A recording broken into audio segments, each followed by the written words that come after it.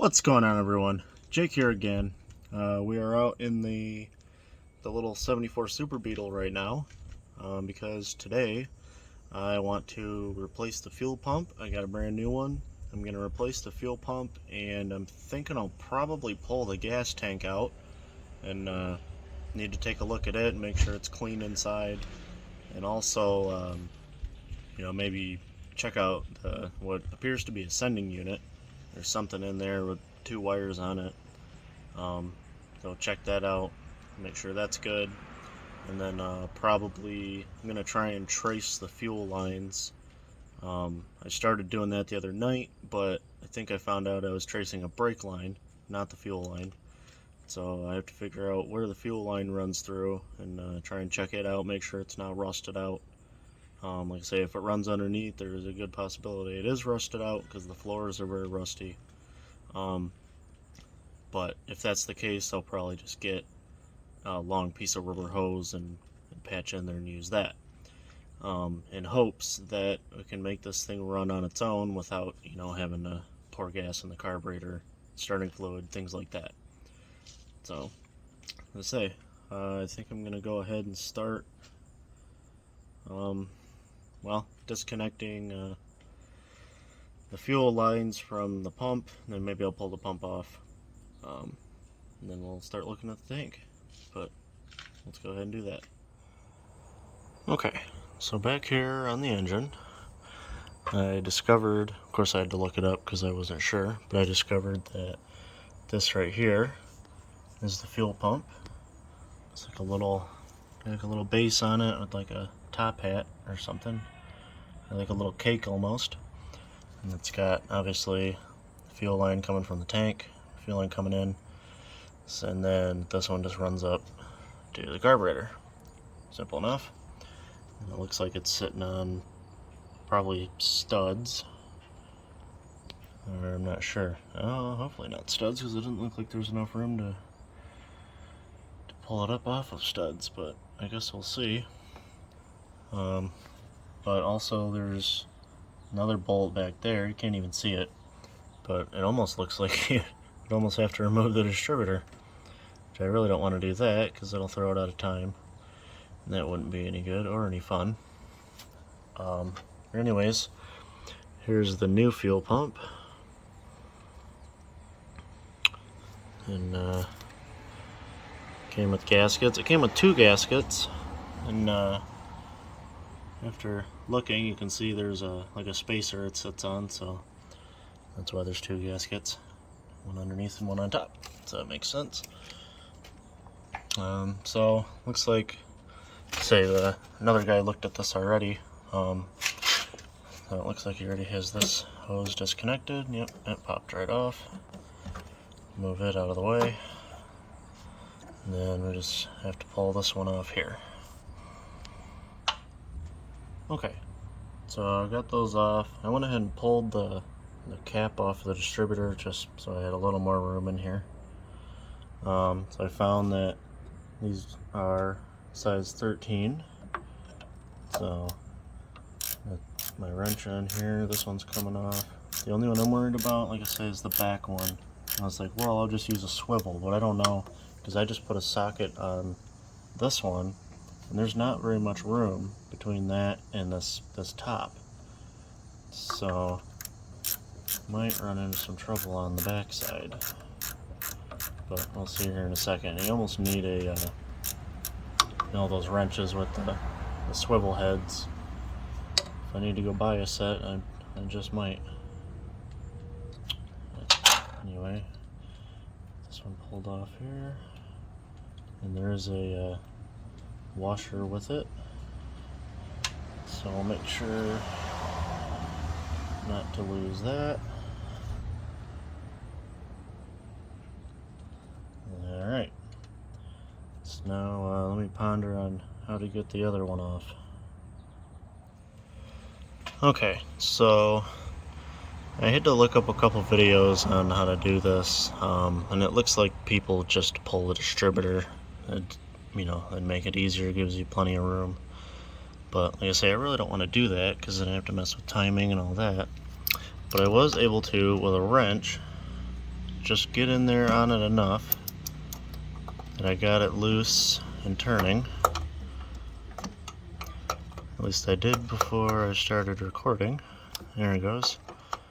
So a little bit at a time, and slowly getting it off. And yes, this is obviously a difficult way to do it, but it's working for me, so it's okay. I'm not in a hurry. I don't need to do it quickly. So I'll just do it like this. The only other thing I might run into is I might have to remove this, and I might have to loosen the carburetor and pull it up. Because, yeah, these are studs, so it's got to come up a good bit, and it's going to hit on this here. But we'll see what happens once I get this other nut off of here.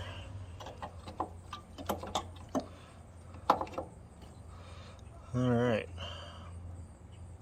So with some shimmy and moving around in there, I was able to pull it right out without having to unhook or loosen anything else.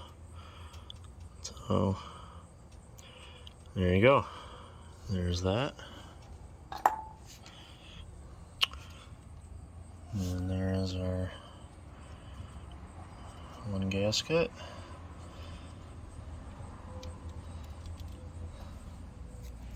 Whoops.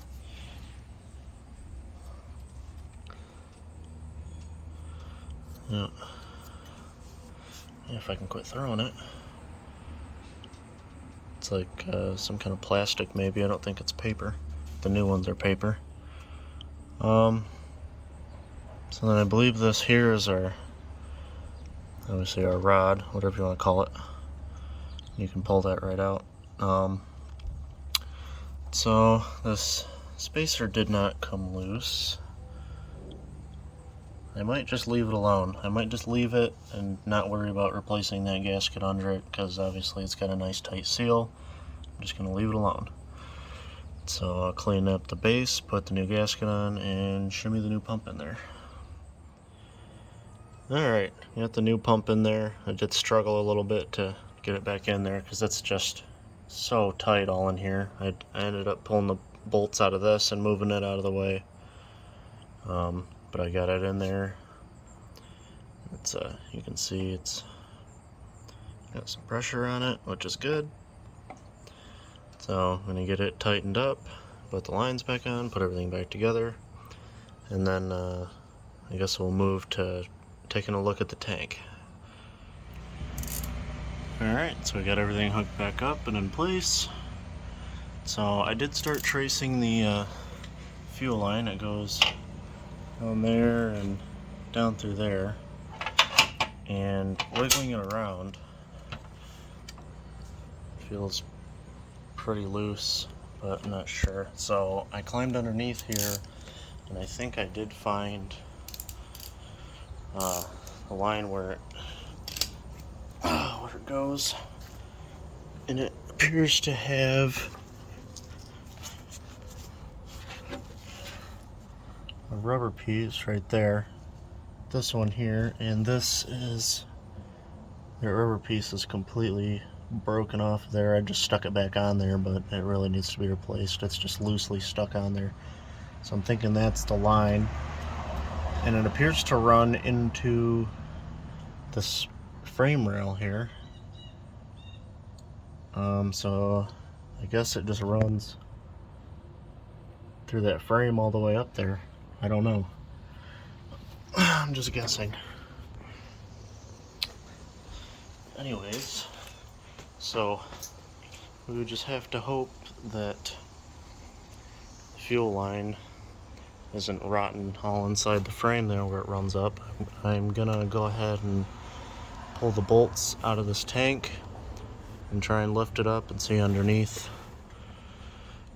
This is what I was talking about, I think sending unit or whatever. I'm thinking it's probably because those wires just go into the dash over there. It's probably just for the gauge is all, just to tell you your fuel level. So probably don't really need to mess with that.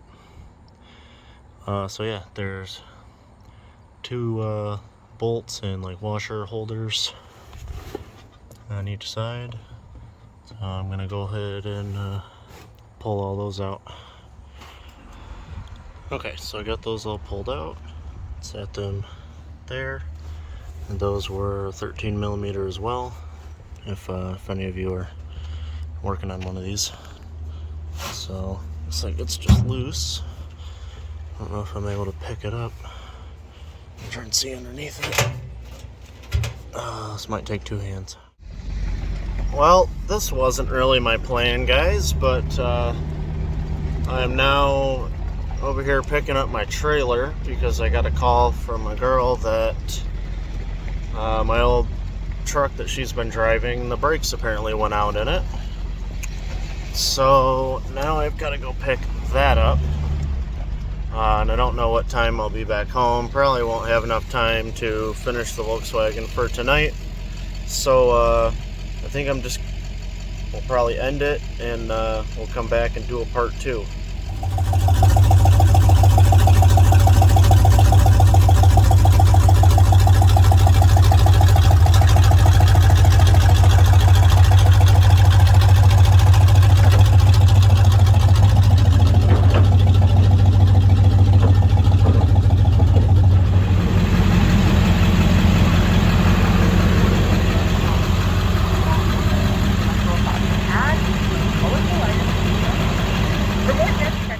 Alright, well, we've made it to where this thing was left. If you haven't seen this truck before, go back some of my earlier videos. I think it's in at least 1 or 2. But I pretty quickly found the issue. As I saw the rear diff cover was wet. It's leaking now because I first checked the fluid, but right there, brake line broke right off of where it screws into that little divider thing there, and that just runs over to that side. So there's my wonderful exhaust pipe. Say I've neglected this thing for a while. It sat for a couple years. I've had it 7 years. It was my graduation present for my grandma. But the girlfriend's car blew an engine, so I went and grabbed this out of storage and fixed it up, and she's been driving it. But anyways, I'm parked down over there, so I'm just gonna go over there, load it up, and head to AutoZone and hope they've got that brake line. Thankfully, it'll be a pretty simple repair. But all right.